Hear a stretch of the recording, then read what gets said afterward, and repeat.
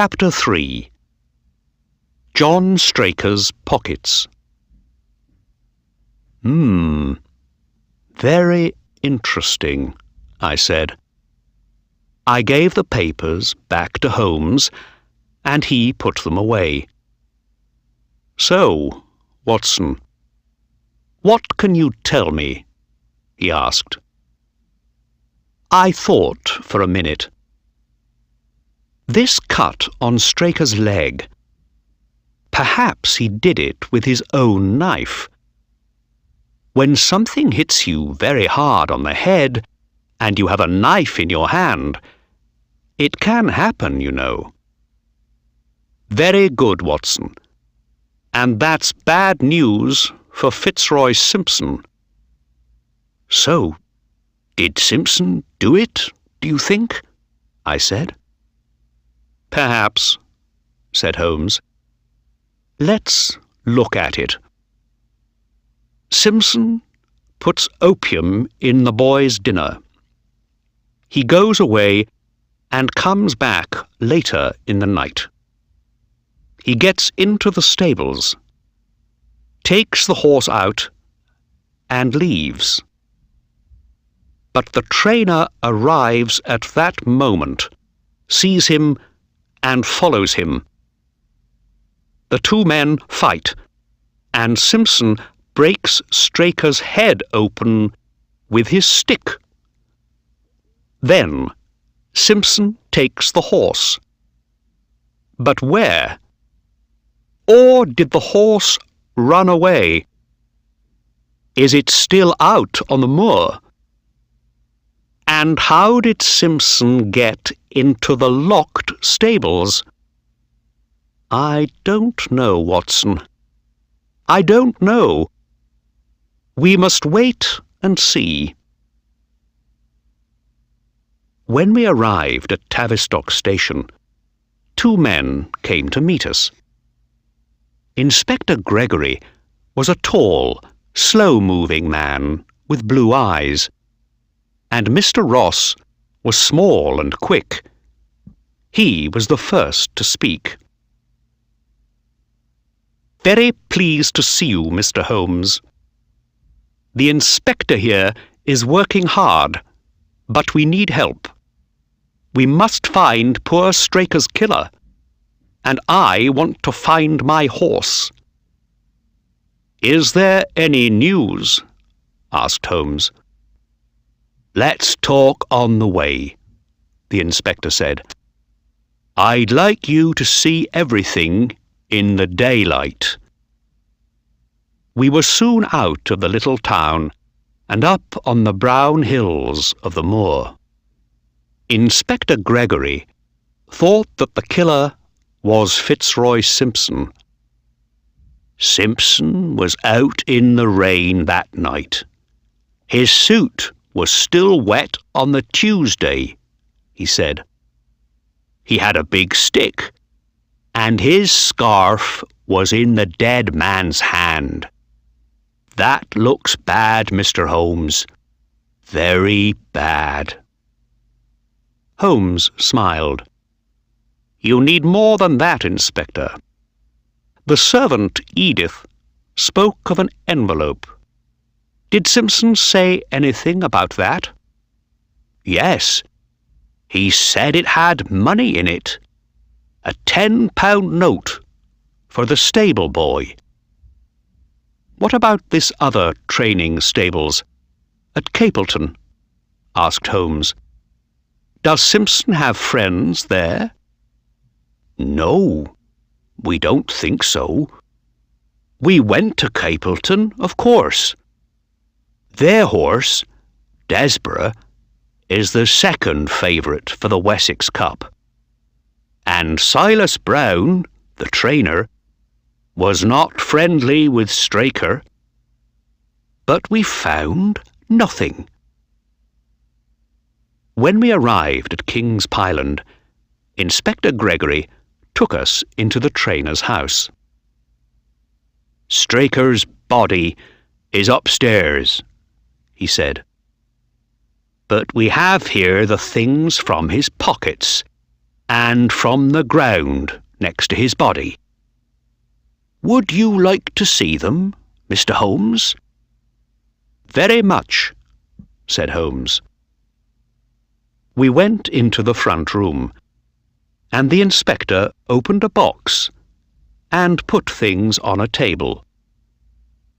There was a box of matches, a small piece of candle, some money, a watch, some papers, and a small, thin knife. "This is a strange knife," Holmes said. He looked at it carefully and then gave it to me. "What is it, Watson?" "It's an eye knife," I said. "Doctors use these when they cut into an eye. You don't usually see them outside a hospital." Said Holmes. "So why did Straker take this knife? It's no good for fighting." "His wife says it was in the bedroom for some days," said Inspector Gregory. "Perhaps he just took it because it was there, on the table." "Perhaps," said Holmes. "What about these papers?" "One is a letter from Mr. Ross. The others are bills," the inspector said. "3 of them are bills for the horse's food, and this one is a bill from a dressmaker in London for a Mr. William Derbyshire. He was a friend of Straker's, his wife tells us. His letters sometimes came here, and Straker sent them on." "Mrs. William Derbyshire is an expensive lady," said Holmes, looking at the bill. £25 is a lot of money for just one dress and one hat." He put the bill down and moved to the window. "Inspector, can we go out on the moor now, before the light begins to go?" We left the room, and at the front door we saw a woman. She came up to Inspector Gregory and put her hand on his arm. "Is there any news?" she said. "No, Mrs. Straker. But here is Mr. Holmes, the famous detective from London. We have him to help us now." "I think I met you a month or 2 ago, Mrs. Straker," said Holmes. "Let me see. Yes, it was in Plymouth, at a garden party. Do you remember?" "No, sir. That wasn't me." "But I remember so well. You had a blue dress and a dark blue hat with white flowers on it." "I don't have a hat with flowers on it, sir," Mrs. Straker said. Well, I am wrong, then. I am so sorry." And with that, Holmes followed the inspector outside. The 4 of us then walked past the stables and up onto the moor. After 10 minutes, Inspector Gregory stopped. "Here we are," he said. "Straker's body was just down there. His coat was here, on this small tree." "On the tree, not on the ground?" Holmes asked. "Oh, no. It was on the tree, carefully away from the mud on the ground." "Interesting," said Holmes. "Now, I must look at the mud down there." "Ah," said Inspector Gregory, And to help you, I have here in this bag one of Straker's shoes, one of Fitzroy Simpson's shoes, and one of Silver Blaze's horseshoes. My dear Inspector, well done. Holmes was very pleased. You think of everything. For some minutes, Holmes looked carefully at the ground, his eyes only centimetres away from the mud. "Hello?" he said suddenly. "What's this?" From out of the mud, he took a match, or a small piece of one. "Now, why didn't I find that?" said the inspector. "I knew it was there, you see," said Holmes. "You knew? But how could you know that?" Holmes smiled, but did not answer. He then took the shoes, got down on the ground, and began to look at all the tracks in the mud. We stood and watched him. But after 5 minutes, Mr. Ross looked at his watch. This is very interesting, Mr. Holmes," he said. "But is it going to take a long time?" "No," said Holmes. He got to his feet. "I don't need to do any more here. Watson and I are going to take a little walk across the moor now, with the horseshoe." Mr. Ross looked at the inspector. "Can we go back to the house and talk? I must take Silver Blaze's name out of the Wessex Cup race, and do it today, I think." "Don't do that," cried Holmes. No, you must leave the horse's name in for the race." "But," Mr. Ross began. Then he laughed, a little angrily. "Well, thank you, Mr. Holmes. Thank you for your help. See you later, then, at the house." And he and the inspector walked away.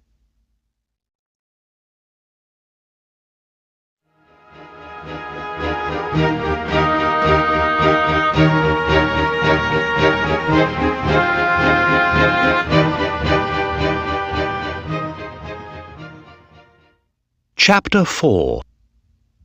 Looking for a Horse. Holmes and I walked slowly across the moor. In the evening sunlight, the autumn colours on the hills were beautiful. Reds and browns and yellows. But Holmes saw nothing of that. "So, Watson," he said, "let's forget John Straker for a minute, and think about the horse. Horses are friendly animals. Let's say that Silver Blaze runs away after the killing. Here he is, out on the cold, wet moor. What does he do next?" "He looks for a nice, warm stable," I said, "with food and water." "Right, Watson. He didn't go back to King's Pyland, we know that. But there is another stable not far away, at Capleton. Perhaps he went there. And the way to Capleton, Watson, is down this hill. Let's go." We walked quickly down the hill, and at the bottom we found a small river and some very wet ground. "Wonderful," said Holmes. "I wanted mud, and here it is. You follow the left side of the river, Watson. We're looking for the tracks of horseshoes." We found them after only 50 metres. Holmes took the horseshoe out of his pocket and put it next to the tracks. Yes, that's Silver Blaze, no question about it. We followed the tracks easily, then lost them for a time, but found them again about 200 metres from the Capleton stables.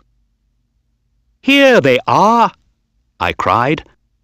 "And look, there's another track here, of a man's shoe." Holmes got down to look. "You're right, Watson. And the man is walking next to the horse." We followed the 2 tracks to Capleton stables, and were still 20 metres away when a man came out and called to us. He had a red, angry face. "Go away! We don't want visitors here. Go away!" "Mr. Silas Brown?" Holmes said to him. "What do you want?" said the man. "I don't talk to newspaper people, so just go away." "We are not from a newspaper," said Holmes, smiling. "But you have a horse called Silver Blaze in your stable." "That's not true," Mr. Brown said angrily. "Shall we go in and talk about it?" said Holmes. He did not wait for an answer, but took the man's arm and moved quickly to the gate. He looked back at me and said quietly, "Wait for me here, Watson." 20 minutes later, they came out again. Holmes looked pleased, and Mr. Silas Brown was a different man. He looked smaller and older, and his face was afraid. "Remember," said Holmes, "you must be there on the day, on time, and everything must be ready." "Yes, yes," Silas Brown said quickly. "You can be sure of it. Oh, yes, you can be sure of it." "Good," said Holmes. "Well, goodbye for now." Holmes and I then began to walk back to King's Pyland along the road. "Does he have the horse, then?" I asked. Holmes laughed. "Yes. He said no at first, of course, but he's afraid of the police. He doesn't want them to know about this, and I can help him with that." "But why didn't the police find the horse?" I asked. "Inspector Gregory said they went to Capleton." "Oh, it's easy to change the colour of a horse's coat." Holmes laughed again. "Gregory is a good policeman, but I don't think he knows much about horses." "And why did Brown tell you?" I said. "When I walked through the stables with him," said Holmes, "the ground was muddy, and I saw the tracks of his shoes in the mud. You remember those tracks on the moor? Well, these were the same shoes. After that, it was easy, and he told me everything. He found Silver Blaze on the moor early in the morning, and brought him into the stables. The horse is very well, just a different colour at the moment. Brown put a very big bet on Desborough to win the Wessex Cup, you see. And with Silver Blaze out of the race, Why did you leave the horse there? Is it safe with him? I did not understand Holmes's plan. My dear Watson, Holmes said, the horse is very safe. Silas Brown is afraid of me, afraid of the police, afraid of losing everything. Silver Blaze must be ready to race next week, or Brown's life as a racehorse trainer is finished. And Brown knows that.